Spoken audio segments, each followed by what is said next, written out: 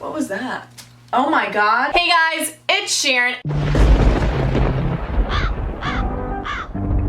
And it is officially the first Sunday of October, which means it is officially time for Spooky Sundays. If you're new to my channel, or maybe you've been around forever, you would know that every single Sunday in October I do this thing called Spooky Sundays, where it's literally just a bunch of spooky videos on Sundays. Pretty self-explanatory. Anyways, welcome to this year's. I am very excited, as you can tell, because I have little spooky decorations up. Super fun. Last year I did every video at 3 a.m, so if you guys want to go and watch those, feel free. This year it's a little bit different. I am taking your stories. So all of these scary stories, whether ghosts, scary, spooky, embarrassing, whatever it may be, are my viewers' stories. So these are supposedly true stories. Is that scary enough for you? I think so. Anyways, if you guys do want to see more videos like this and you do want to see the rest of Spooky Sundays, definitely give us a thumbs up and let me know in the comments below. Also follow me on Instagram and my Twitter so you can view my videos just like this one, and subscribe for more if you want to see more. Now for this first Spooky Sunday, what we're doing is we are reading scary stories. What was that? Oh my god. That timing was impeccable. I was like, I hear a noise. Can you not? Apparently these videos are already off to a spooky start, as you can tell. So go grab your blankets, your stuffed animals, your pets, whatever makes you feel a little less scared. Go grab your tea. Maybe even you want to drink some blood. That's perfectly fine too, you know, pinkies up.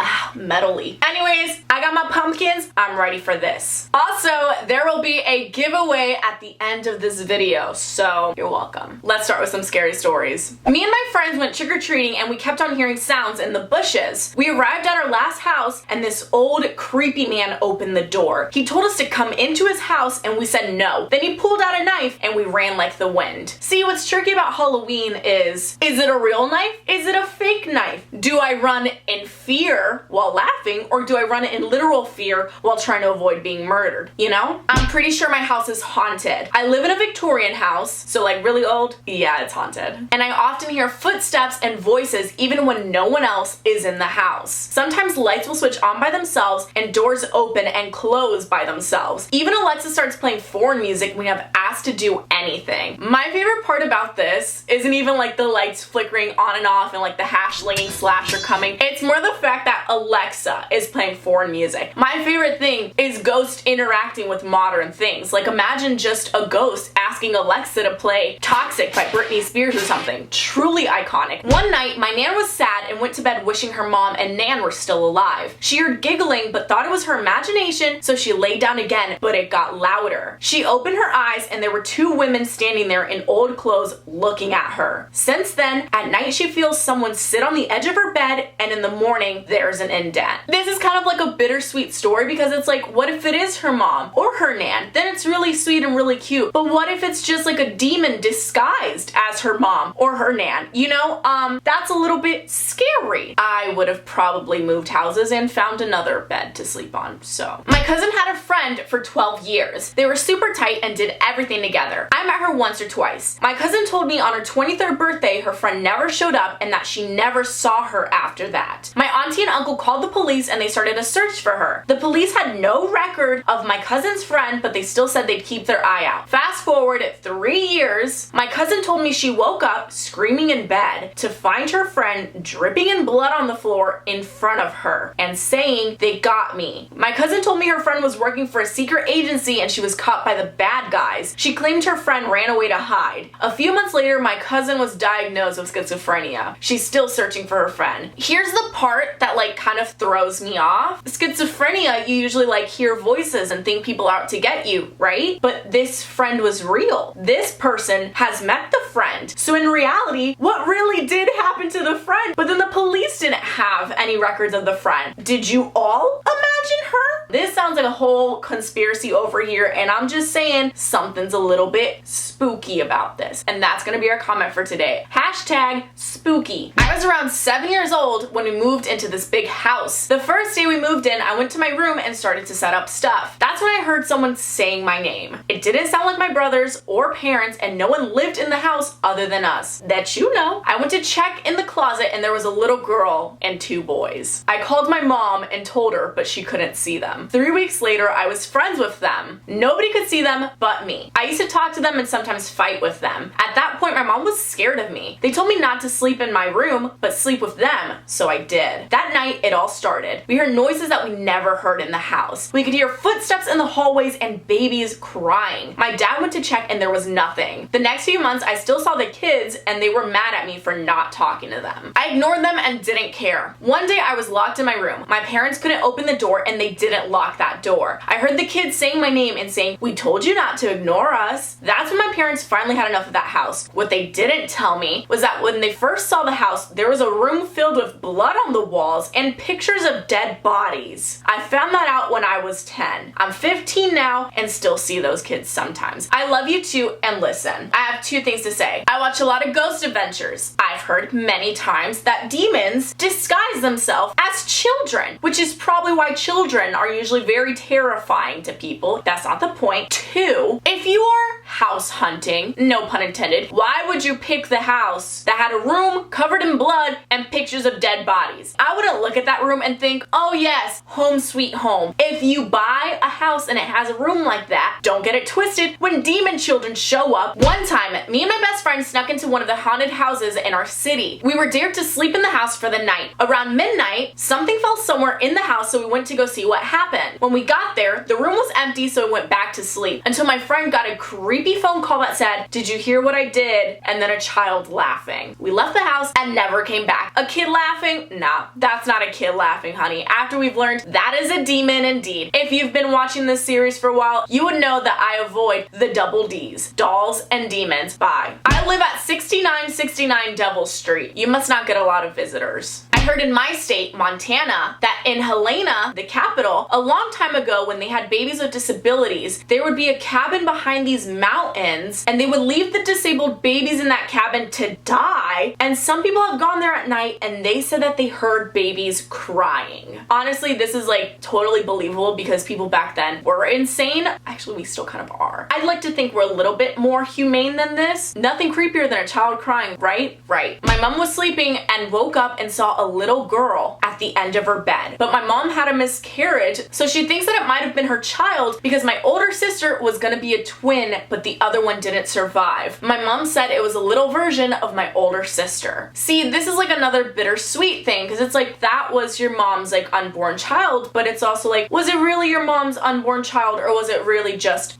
once again, a demon disguised as a child? Even then, this is still very haunting. No thank you, I'm good. I'm just saying, if I woke up and I saw a little girl staring at me, that little girl's gonna get knocked out. I mean, my fist might go through her if she's a ghost, but just know I will try and throw some hands and then run. Maybe run first if we're being realistic. My best friend and I were on a walk alone at about 4:30 a.m. because we were going to go on a jog. You were about 4:30 a.m. to jog until we came around the corner a week from Halloween and saw a red balloon tied to the sewer. So we sped up and kept walking. Then we walked by a bushy area and there was a creepy clown that started chasing us. We ran and banged on some stranger's door until he let us in and waited for the situation to be handled. I'm not one that's usually like afraid of clowns, but I have watched it, so I do know what's up. And I'm just saying, you know, maybe they were actually filming the movie It and he just happened to walk into the set.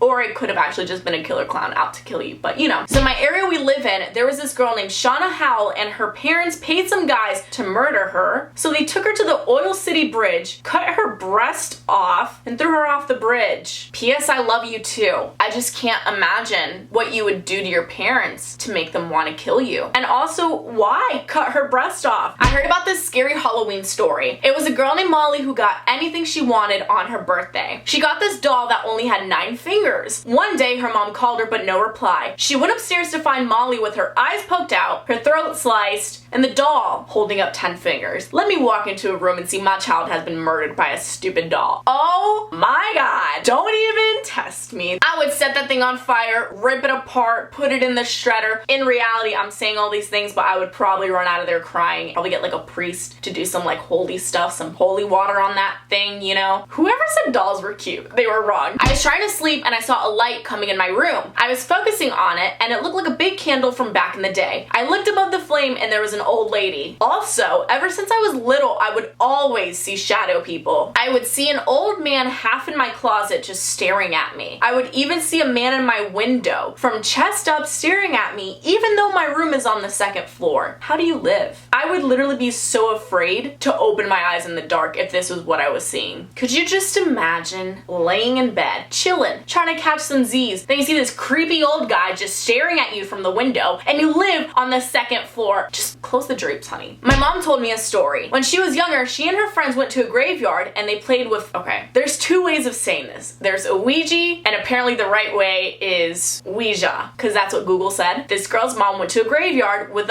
a Ouija board. I'm just gonna say a Ouija. I can't. It just sounds right. The next day, her mom found out and made her throw it away just before the trash truck came. The trash truck left with the board and it came back 2 days later on her porch. She told her mom and they burned it. The next day, it ended up back on their porch and it looked new. So they took it to a priest and put holy water on it. It never came back. What's scary about this is I've had a friend of mine who also played with a board, and when he tried to get rid of it, it ended up in his closet again, and when he threw it away, it ended up in his closet again. I totally believe this, and this is terrifying, and this is why we don't play with demons, y'all. Once I got kidnapped. That's so nonchalant. So I was asleep, and all of a sudden this blindfold gets tied around my face, and I was so scared. I couldn't see a thing. All I could hear was a car and it taking off. When we arrived at wherever we were, I looked at the window and I saw a parking lot. I didn't have my phone, so I couldn't call anyone. I looked at the people and they all had masks on and started doing an evil laugh. They brought me out of the car and took me to a strange building. Turns out it was a surprise graduation party for me. I was super mad and relieved at the same time. I started crying, then laughing. By the way, I love you too. By the way, your family is insane. Who in their right mind is like, oh my god, let's throw a surprise party, but like, let's kidnap them and traumatize them and scare them and think they're gonna die. Who greenlighted that? I'm concerned because this wasn't just one person that thought it was a great idea. It was multiple people that thought it was a great idea. No, thank you. And that's the tea. Blood, whatever. So I live in a Victorian mansion, and from the books in the library, I found out a girl named Lily Brooks used to be the daughter of a worker who built our house about 200 years ago. She tragically passed away when 2 bricks fell on her head. She was buried close to our house, but the creepy thing is that I used to have an imaginary friend named Lily. Mom, pick me up, I'm scared. Okay, real talk. I'm sure we all had imaginary friends when we were younger. Totally normal. But now the question is, were they really imaginary friends or were they actually ghost children? I want you to go ahead and comment down if you had an imaginary friend and if you think they were a ghost or really just your imagination. I heard that apparently your birthmarks are the places you were killed. For example, like stabbed or shot in your past life. I've never heard of that or thought of that, but now I'm a little bit concerned because under my lipstick, your girl has a birthmark on her lip. So I just want to know, who shot me in the mouth? Is it because I talk too much? I see that nothing has changed though. This is something that my mom told me that happened to her when she was 14. My mother is the youngest one of her siblings, and once her older sister got a Ouija board, even though my grandpa didn't let her have one, my aunt made my mother play with her and her boyfriend. Weeks before that, my aunt's boyfriend's brother died surfing. So they were playing with the Ouija board and it told them Akire. That's my mom's name backward. Oh, Erica. Some pencils started moving and my aunt asked what the name of whatever was in that Ouija board and it answered Charlie. That was the name of my aunt's boyfriend's brother that had died. It has been confirmed that I once again will never touch an Ouija board. Maybe it is just coincidental. Charlie's a very common name, but I'm just saying when it comes to something that has to do with demons, there are no coincidences. There's this one house on the outskirts of town that everyone avoided, especially around Halloween. This house looked regular. In fact, it was rather nice from the outside, but 10 years ago, the family that had been living there went missing. A week after they were reported missing, they were found dead. Their bodies were covered in massive cuts and their eyes had been carved out. They were found on Halloween. 10 years later, a new family had moved to town and hadn't heard the legend. All they knew was that the house was empty. The family included a father, a mother, and a young daughter. The little girl, about 10, was wandering through town and she came across the house. She decided to explore because she knew it was empty. Witnesses recall seeing her enter the house before they could tell her to stop. She was reported missing the next day. Her body was found on Halloween in the same place as the family with the same cuts and her eyes also carved out. Some say that on the week leading up to Halloween, they can see the little girl walking around with the family.